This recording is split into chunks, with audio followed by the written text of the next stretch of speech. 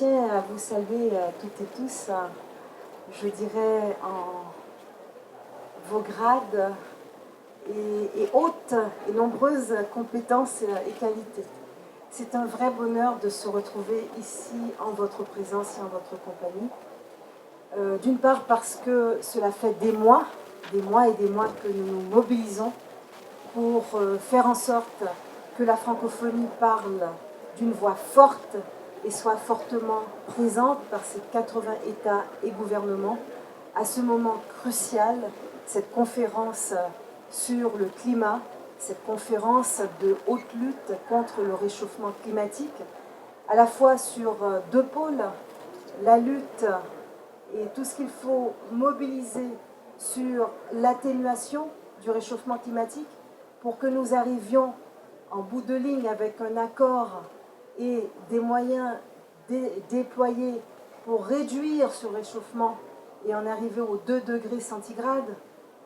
Il faut y croire, il faut tout faire pour cela, mais aussi au niveau de l'adaptation, et cela a à voir avec le développement, faire en sorte que sur les fonds mobilisés, il y ait un plein accès pour les pays en développement, les pays moins avancés, qui sont les moins producteurs de gaz à effet de serre, mais qui pourtant sont les plus affectés par les effets dévastateurs du réchauffement climatique.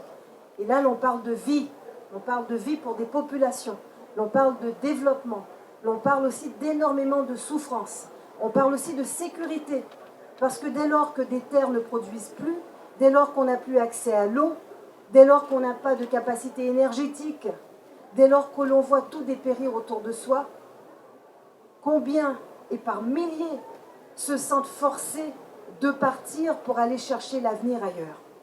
Et cela donne ce que nous savons aussi, cela peut se passer dans les pires des conditions, c'est-à-dire tout ce drame des migrants que l'on voit se passer sous nos yeux. Cela peut aussi conduire, dans la précarité, à cette espèce de machine destructrice qui est en marche, qui est celle de ces organisations criminelles qui, trafiquant sans foi ni loi, passeurs sans foi ni loi, profitent de cette situation pour engager des milliers d'hommes et de femmes sur des traversées périlleuses, parfois fatales, mortelles, du désert et de l'océan. Donc, nous savons à quel point ce pourquoi nous sommes là maintenant, c'est pour mener un combat important sur deux fronts. Celui, oui, de la sauvegarde de la planète, mais celui aussi de la sécurité. Tout cela va ensemble. Je tiens à vous dire que les négociateurs francophones, par l'entremise de l'Institut de la francophonie pour le développement durable, sont aujourd'hui mobilisés. Nous ne disons pas la francophonie se mobilise, la francophonie est mobilisée. Nous avons eu une réunion préparatoire après des mois de travail pour les accompagner en amont de cette conférence. Nous avons eu une réunion préparatoire où nous avons stratégiquement rassemblé tous les points du plaidoyer apporté, parce qu'il n'est pas dit que parce que la conférence s'ouvre aujourd'hui, que tout est réglé. Non, tout reste encore à faire en ce lieu, pour nous assurer que nous arrivions en bout de ligne à la clôture avec un accord ambitieux, conséquent, contraignant, durable, solidaire. Cela est essentiel. On parle de ce grand rassemblement comme celui de la dernière chance.